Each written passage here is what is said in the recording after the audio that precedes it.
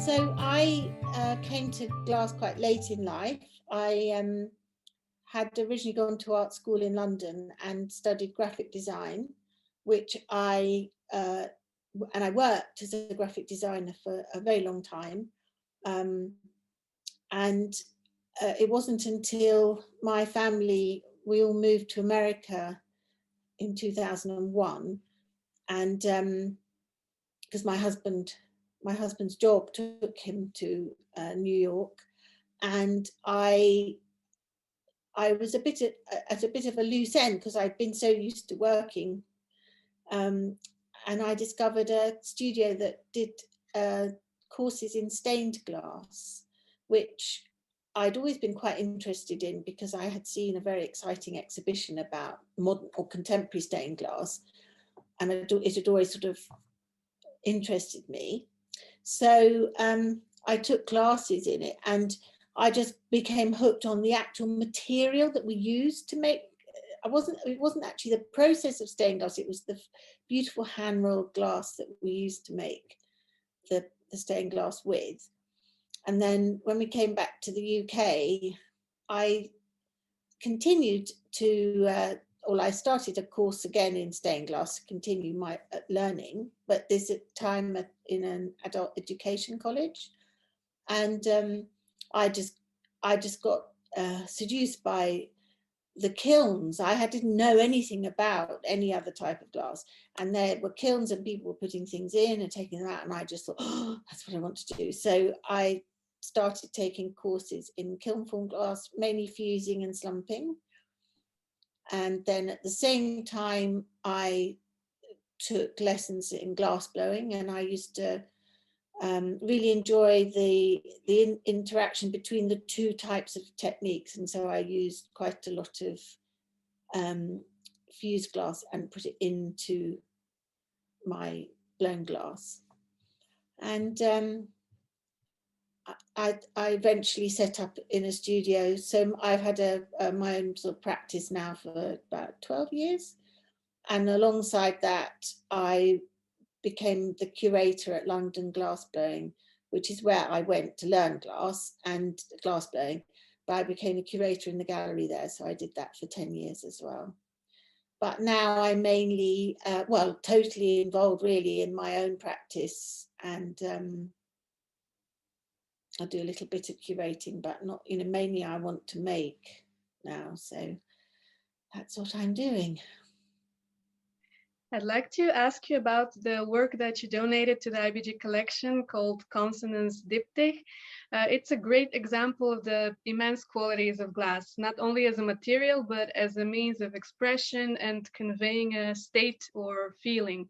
Could you tell us more about the thought process behind it? Yeah, so I started making these sort of standing forms out of glass. I've done it with using lots of different glass cane, and the pieces that I donated are made from a clear glass cane, and then I create sort of like a woven glass cloth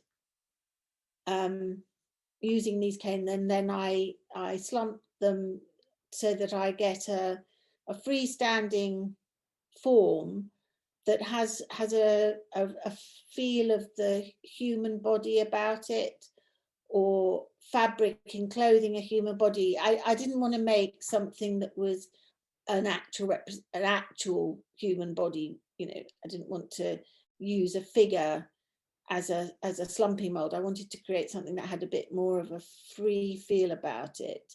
But my initial work was about body language, the kinesics, the study of body language, and how what we say and how we look are two different things. So your body often gives away your true feelings, and so I started to look into that. And but these pieces have a lot to do with fabric and the human form, and the relationship between the way that, because again, the way you dress can give an appearance that's not necessarily how you feel inside. You use it as a sort of an armor that you can present to the world, and then you feel quite different on the inside. And the thing with the consonance pieces is that the glass is actually coated with a very, very fine metal coating, which is sort of practically an optical coating. So sometimes the pieces look solid, but other times you can see through them. But this optical coating, I think it helps give the idea that there's the underlying material, and then there's this sort of coating on top, and the strength and the solidity is actually it isn't really there, but it gives you a feeling of protection and a face that you're putting on that can actually isn't actually what you feel inside at that moment. But and this is the two pieces working together, and they're quite distorted, and they are sort of pulling against each other as well. So there's another feeling of the two sides to your personality. I was really pleased to see that you could walk around. You can see behind me I've got some gold ones. So often people just leave them against the wall or something, but they're very sturdy. Once you put them down, they're there. They're not gonna, you have to wallop the plinth to get them to move. So I make them so they stand really firmly, so that they should actually be viewed in the round, because then you get more of the feeling of the two parts to them, of the metal and the glass, and the light does play on them really well. It looked an amazing exhibition, I must say. I was very sad I couldn't come. Well, perhaps next time. Well, thank you very much for this interview. It was a pleasure. No, thank you. And I want to tell you that your work has been selected to be part of another exhibition, which is coming now in March, with selected works from the IBG collection. So you can expect to see it also there very soon. Oh, fantastic. Where is that exhibition being held? Well, it's at a gallery, which is part of New Bulgarian University, our main partner. And it's a very interesting glass space. The whole gallery is made of glass, so it corresponds with glass artworks perfectly.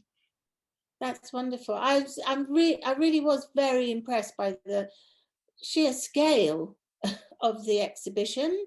Yes. Really fabulous. And it's very nice to have work, because to have work seen in a new place, because I've shown it in the UK and in America, but it hasn't, and in sort of Northern Europe, but to go as far away as it has done and be seen by a whole new group of people was very exciting.